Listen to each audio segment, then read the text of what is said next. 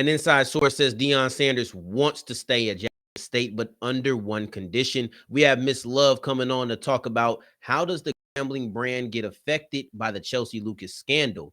And Charles Barkley is back at it again, donating to HBCUs. Oh, yeah, it's Locked On HBCU. Play my music. You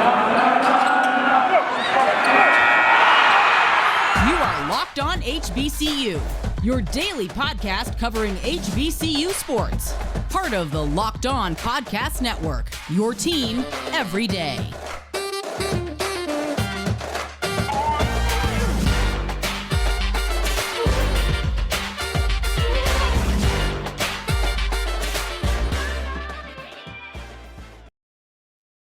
What's going on, family? Welcome back to another episode of the Locked On HBCU podcast, your number one daily one-stop shop for everything HBCU athletics, Monday through Friday, part of the Locked On Podcast Network, your team every day. And I, of course, am Darian Gray, a.k.a. the Mouth of the South, Texas Southern alum and former TSU Herald Sports editor. Thank you for going on this journey with me, making Locked On HBCU your first listen of the day, every day. And listen, just because the mic cuts off does not mean that the journey is over.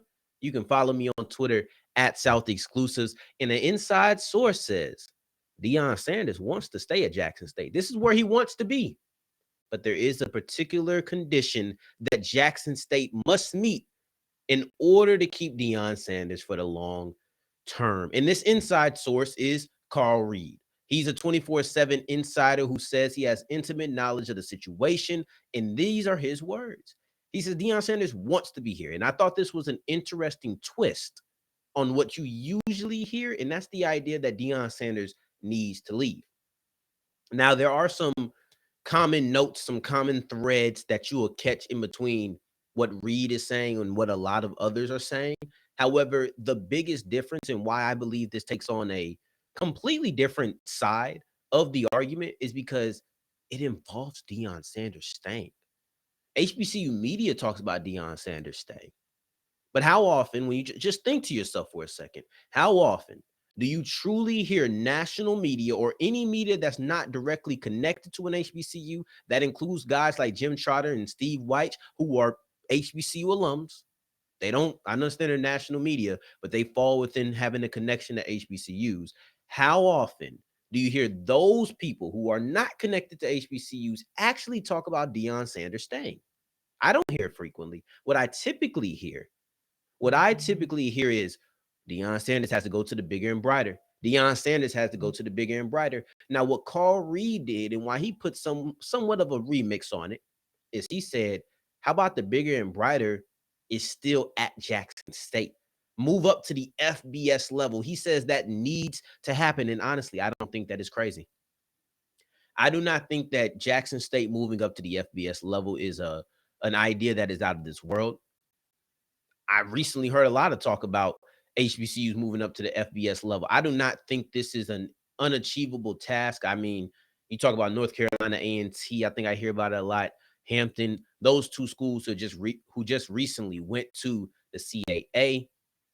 I hear about the aspirations of moving up there. Of course, they left the MEAC now. They've left the HBCU conferences. One could say this is kind of the trajectory that you would assume one would take after leaving an HBCU conference. But Jackson State is still in the SWAC, and I don't want to make it seem unachievable, especially because I know the SWAC has ideas and aspirations that have been talked about over years that they will become an FBS conference and just uplift everybody. I know that that's something that they desire. So the idea and the concept of an HBCU moving to an FBS conference is not out of this world. But one of the ways that he said it, and he did have to backtrack a little bit, but he once said Jackson State should try to call all the billionaires that Deion Sanders knows and try to get a not a loan, a donation, and talk about, yeah, we're going to move to the Big Ten. Deion Sanders is an eccentric person. He is I don't even want to say eccentric. I don't think that completely fully describes who he is in the correct light. But he is definitely a big personality.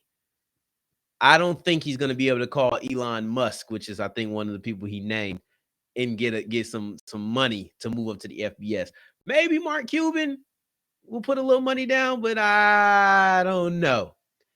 So I think that was a bit much, but he walked it back and talked about, hey, you could join a Sun Belt, a Conference USA, one of those group of 5 conferences. And I think that is the sweet spot. But here goes the exact quote that he said. He said, I have it on firm authority by sources very close to the program. Deion Sanders does not want to leave Jackson State. He wants to stay at Jackson State and build into something, that's bigger than life. But that is going to cause for Jackson State to have to be willing to go Division One. Now, I wonder if that last sentence is direct information from his source or personal speculation on what bigger than life is. Because if it's speculation, we can talk. If this is inside source, this is what they said, well, it's pretty cut and dry. Because if bigger than life to Deion Sanders means being in a Division One school or Division One conference, there's nothing to talk about. When I read that last sentence, right? And that last sentence says that is going to cause for Jackson State to have to be willing to go Division One. If it's speculation, let's talk. But if it's what Deion Sanders says, if bigger than life to Deion Sanders means being in Division One, then it's cut and dry, ain't nothing to really talk about because that's the coach. And that's who we're talking about retaining. But if we're talking about that's a speculation on Carl Reed's part, if he didn't just get that from the source, now it's what is bigger than life. I believe that an HBCU can be bigger than life on the FCS level. And I'm not saying that all HBCUs have to stay FCS forever, but the idea that he doesn't stay if they're not FBS or if they're not bigger than life, which means FBS, I think you can do it in the meantime. Do you think North Dakota State is bigger than life? In my opinion, they are. In my opinion, on the FCS level, they are. They're dominant. If Jackson State with Deion Sanders at the helm was North Dakota State dominant, they would be bigger than life. North Dakota State in the top FCS programs, they don't have trouble getting their players drafted, man. Sometimes you want them to be higher, but I've seen in their last 7 years, I'll just say, so I don't have to count them, starting with Carson Wentz. I've seen Carson Wentz and Trey Lance as quarterbacks of North Dakota State be top 5 picks. The highest drafted player from HBCU I can remember is Titus Howard, and I think he was in the 20s. That's the goal, get your players drafted. So if there's some speculation, which, listen, I think there's smoke, there's fire, but Ashley Robinson recently said, well, we want to dominate the FCS. If we're going to move off of that, FCS, remember, if we're going to move off of that, then I'm asking for a couple of steps. One, can we win some celebration bowls? Can we get 2 or 3 celebration bowls under our belt? Can we dominate that and feel like, okay, we done moved on? I'm big on fighting, right? UFC, that's my thing. Typically, when a champion wants to go to another weight class, you say, oh, well, he cleaned out his division. Jackson State ain't cleaned out their division, respectfully. They haven't won a celebration bowl. You need to clean out your division, then you can move on. But if you do that, then you can move to the FCS, or that can happen together at the same time, depending on how you schedule your out-of-conference opponents. And then we could talk about moving to the FBS. Then we could do that. And I do think it's on the horizon. Ashley Robinson said, hey, we want to dominate the FCS. I don't know if it's the same interview, but he also has talked about how he feel like they should have beat ULM, which is an FBS opponent, basically saying we can compete on that level. I could see it. But I just wanted to bring this to the attention because it was so refreshing to hear somebody not say Deion Sanders needs to leave Jackson State. It was so refreshing to hear that. Because I get tired of always hearing Deion Sanders going to leave, Deion Sanders going to leave, Deion Sanders going to leave. How about Jackson State just gets bigger and better? I'll take that any day of the week, and I appreciate Carl Reed. Despite him saying they need to go Division One, it's still a remix and still a twist that says Deion Sanders stays at Jackson State. Thank you for that side of the story because we really did need that. Going forward, we're going to have Miss Love, better yet known as Yard Talk HBCU, on to talk about how was the Grambling brand affected by the Chelsey Lucas scandal. But before we get into that, let me tell you about Rock Auto, because Rock Auto is going to take care of every single thing you need for your car. All you got to do is either do the work yourself or go pay for labor.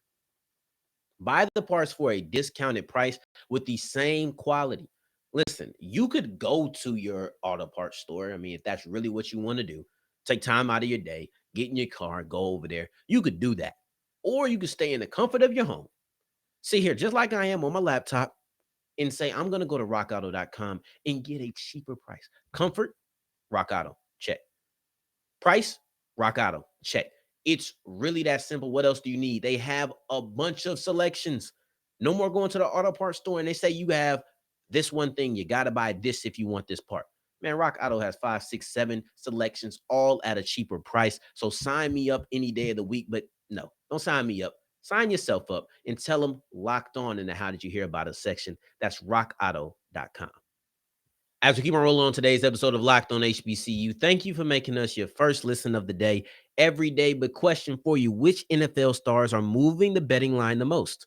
Starting July 18th, Locked On gives you the 50 most valuable players in the NFL from the odds makers at BetOnline. Available July 18th on the Locked On NFL, wherever you get your podcast, including YouTube. And today's word of the day, which I didn't already try to throw in there and I used for the wrong person. It's eccentric, meaning tending to act in strange or unusual ways. I call Deion Sanders eccentric when I really should have been calling Elon Musk eccentric, but is what it is. Going on, we have another big time personality, and that is Yard Talk HBCU, Miss Love. You can call her either one. I know her as Yard Talk. You may know her as Miss Love, a Grambling alum, here to tell us how is this scandal with Chelsey Lucas going to impact the Grambling brand? How do they rebound from it, if it's even a big deal at all?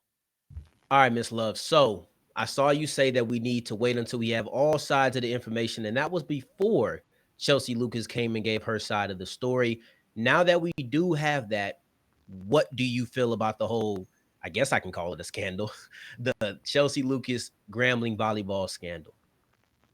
Well, I think that we what are both sides willing to put on paper, right? She did mention kind of a lawsuit situation. I don't know if that's going to happen or not, but it's like you heard it over here and you heard it over there, but what can you actually prove that happened? That's what I'm looking at. Okay, I hear a lot of like wild accusations, but it's like, okay, where are the receipts, as the young people say? So I think that with Lucas, she gave a lot of information that was connected to someone else, whether that was the volleyball player who came and told her about the plan to get her fired or the meeting with the athletic directors. If there were going to be receipts involved, I would mhm. assume Chelsea Lucas's statements, she would be able to provide that. Would you come to that same conclusion? I don't think that she's going to provide that yet because she did say, okay, she's going to be contacting her attorney. So I think she knows that she got to be mindful of what she puts out there. So that's why if you kind of notice in not Carl Reed, Coach Reed's interview, she kind of was like the student athlete or the individual. She never did put a name on it, and some people were like, that makes me think that you may not be telling the truth. But I think that's a smart move at this particular time, not to be, putting a name. And then too, the safety of the student, right? That's important. Like if she would have said, this particular kid did this or that, you already know it would have been a big blow up on Twitter. So I think she did the right thing. I think she played it smart. And I really feel like no matter what she says at this point, like she gonna be looked at as, Cruella de Vil. So how can you really clean that up? Yeah, there is legitimately only one way to clean that up, and it came with a huge statement that I felt was narrative shifting, and I talked about it on Monday's episode, and that was her saying that the athletic director of Grambling told her to cut all of the players, and she said no. I think that's something that's going to be big, and it's something that could keep her from looking like Cruella.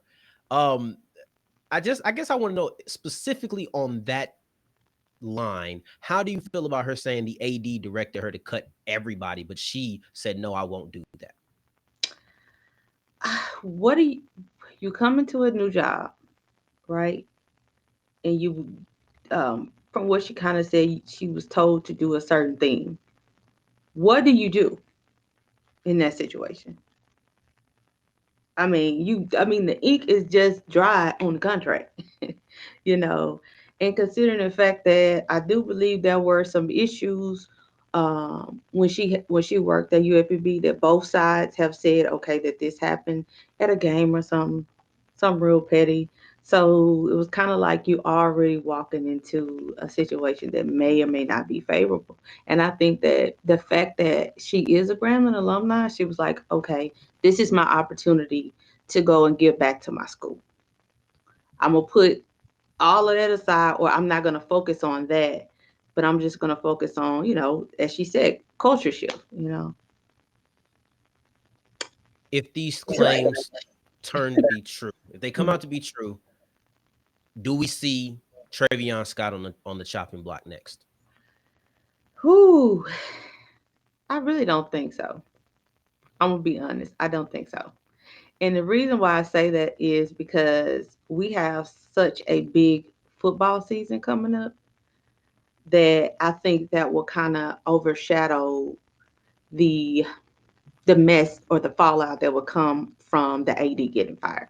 And also, just in the Grambling group, some people made some stuff to me clear. It's like he made some mistakes, right?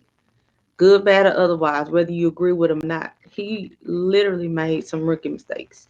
And I think that coming from Southern to Grambling, maybe he didn't realize, you know, what he was actually stepping into. He didn't know, like, okay, everything I do at Grambling is going to get blown up.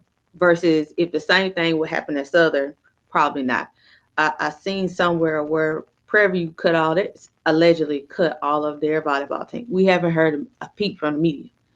It's just because we are Grambling that everything is going to be at a higher level. Now, But no, I don't think so. Because he has done some good stuff. I mean, if you follow me on Twitter, you can kind of see the little nuggets and stuff that I've kind of dropped on my page, and it's things that had to come from the AD. So I don't think so. That's just my opinion. Now, we want to talk directly on how this reflects on the Grambling brand. And we're talking about rookie mistakes. In my opinion, Art Browse was a big mistake. How this Chelsey Lucas situation is transpiring at the moment appears to be another big mistake. Other than them being mistakes on Grambling, I don't know if it's completely fair to conflate the two as far as They detrimental happen at the moves. same time. Say You what? know, I said, yeah, but it's like it was back to back to back. So it's like, what is going on in Grambling? Like, So I would say, do these moves, especially being so back to back within the same year, I think months of each other, how does this impact the brand and the view of Grambling on the grand scheme of things? Both of these moves, really. to be honest, I don't think it's going to have much of an impact because we all know winning cures all. That When is them boys, facts. you know, all the stuff about Hugh will be won't even be effective, especially if we go out there and beat Arkansas State. Especially if we just have a good season and we play good I mean, no, not basketball, football. I don't think that because if you look at Grambling's social media, all the videos are still like thousands and thousands and thousands of views, right? It's still high engagement. Matter of fact, Skull Sparks came out with a report, and Grambling is in the top 100, I think, like in the 70s for social media interaction. So I think that all things considered, I don't think it's going to affect the brand because people are still looking to see what Grambling is going to do, not from a what's the next messy situation that may happen. But we're still gonna be Graham. We're still gonna be the icon. Like we done survived. I mean, if you look at years and years of stuff, this us dealing with a scandal ain't really nothing new. For lack of a better term. All It's right, because so we are, heavy is the head that wears the crown. I love it. I love it. Now, let me ask you this before we get out of here, specifically on Chelsey Lucas, bringing it back full circle. Mhm. Grambling volleyball right now, it's a scandal. It's Mm-hmm. messy. It's messy. What do they need to do to sweep this under the rug as we move into the school year? Because we're still, I mean, they have summer school, but for the most part, there's no school right now. Once the school year starts, we'll have football, we'll have volleyball. What do they need to do, if anything, other than win, to sweep this whole mess under the rug? As far as volleyball, right? As far as volleyball, Okay, well, one thing that we could do is, from my understanding, the girls were really smart, right? So find some academic dollars to give them scholarships. And one thing I've been looking at this whole situation is it seems like everybody in the media is getting rich off this story, but nobody has reached out and tried to offer any financial assistance to the students, right? And I threw out a crazy idea that, hey, maybe some alumni that support them can do that as well. And I got a lot of backlash for that, but I'm more solution driven. So I think that we need to find some money to go. So the girls that did stay, that did not transfer, that are maybe seniors, can go ahead and graduate, because we don't want to uh, cripple them like that. Then let the girls that were recruited go ahead and get their scholarship as well. And I do believe some girls did stay, so there needs to be a mediation between the girls that stayed from the old team and the girls that are coming that are new, so that they can have a good experience. And we need a new volleyball coach. So, and I that's what we're hope, doing with it. yeah, yeah, and I hope that that what am I trying to say? I hope that we see our leadership. We need more than just a press release, right? People are looking for a tangible strategic plan that they can say, okay, Grambling mitigated this. Grambling tried to do what was best for both sides. I don't know. I mean, I know Coach Lucas is gone now, but I do believe she had a 3-year contract. So that's something that, and like I told them, either way, we're gonna have to pay for this. If Correct. it comes, if it comes from us having to pay out her contract, then that's what it is. If it comes from us having to find money on the academic side for the old players that they need to graduate, either way, we're going to have to pay for it. So There you have it. You can find Miss Love on Twitter at Yard Talk HBCU, and I do appreciate you coming on with us. thank you for having me, Darian. I appreciate Yard Talk coming on and giving her side of everything. As a Grambling alum, she has a different frame of reference than I do, and I was very excited to hear what her side of things were going to be with that frame of reference. So going forward, we're going to be talking about Charles Barkley, who has donated $1 million to yet another HBCU. This is a repetitive behavior for him, and we're going to detail not all of them, but we're going to specifically focus on Spelman and talk about how this should be a big deal. But before we do that, I want to tell you about Built Bar, because Built Bar is the best protein bar on the market, bar none. And I get so excited every single time that I get to come on this show and tell you about Built Bar, because to me, they truly are that delicious. I refuse to believe there's somebody who cannot find multiple flavors that they're into. I had a friend who doubted. He said, man, Built Bars cannot be that good. Then one day he was going to the gym, and I guess he stumbled in to get something for a little pre-workout, and he saw Built Bars. He told me, I'm sorry. You were right. I know. But sometimes you got to tell for yourself. You need to tell for yourself, get the Built Puff, the regular Built Bar, the Built Granola. They're all high in protein, low in sugars, low in fat. Oh my gosh, these things are high in taste as well. That just doesn't go on the nutrition facts. But you need to get this, need to get yourself some Built Bars. It's not too late to try to start working on your summer bod. Might be, but there's going to be another summer coming up. Make sure you're getting that work in with Built Bar, and find it on built.com, and make sure you use the promo code LOCK15, 15% off your offer. As wrapping up today's episode of Locked on HBCU, I want to talk about Charles Barkley, who just donated $1 million to Spelman. And listen, I think this is super, super dope, but I also don't think that it's getting the recognition as other donations had. Now, Ja Rule just recently donated, or promised, half of the NFT and donated a certain amount of money to Jackson State. A lot of people laughed at him because a lot of people laugh at Ja Rule, but I blame Dave Chappelle, 50 Cent, and Eminem. All right. That's who I blame for why Ja Rule gets laughed at all times. But that's neither here nor there. It's neither here nor there, right? But that got a lot of attention because it's Ja Rule. Diddy came on and he recently donated $1 million to Howard and to Jackson State on stage at the BET Awards. And I want to talk about why I believe that got a lot more attention than this Charles Barkley donation. But it's not right. It's not right that it got more attention, but I'm going to say why I believe that it has gotten more attention. And that's because A, Diddy is a showman. That's who he is. I'm about to say number B. B, Diddy did it at the BET Awards. He had a literal and figurative stage to make a big time announcement.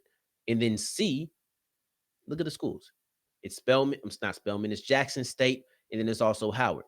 So I think when you combine all three of those things, not just one individual, but when you combine all three of them, now you're looking at a event that's going to get a lot of notice and go all around on social media and on the internet.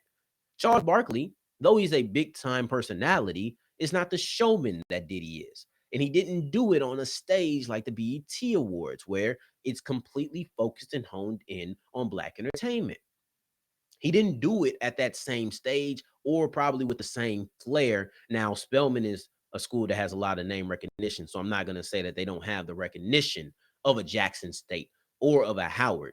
But those other two components that I feel like all went into the recipe that make the Diddy announcement so big, that wasn't really there for Charles Barkley, but it should be because it's still $1 million. If we're gonna get hype about $1 million, are we hype about Diddy doing it? Or are we hype about the money going to a school? Matter of fact, are we hype about Diddy? Are we hype about Jackson State? Are we hype about Howard? Or are we simply hype about the fact that $1 million went to an HBCU? Because that's what we truly should be excited about, not the person who gave it, and not really the school that it went to, unless it's your school. I ain't a Jackson State alum. I'm not a Howard alum. I'm not a Spelman alum. I'm a Texas Southern alum and I'm an HBCU alum. So that's the reason that I am happy that $1 million is going to whatever HBCU that is going to. That's the true story here. Now, the other reason I wanted to highlight this, not just the fact that I don't feel like it's getting the proper amount of attention, because really, whatever, it's a donation. A donation is a donation. So let's not even talk about it getting attention. This is repetitive behavior from Charles Barkley. Yes, it's Spelman this time, but this is repeat. This is something that he continuously does. In 2016, he donated $1 million. It's always $1 million every time. But in 2016, he donated $1 million to Clark, and he donated $1 million to Alabama A&M.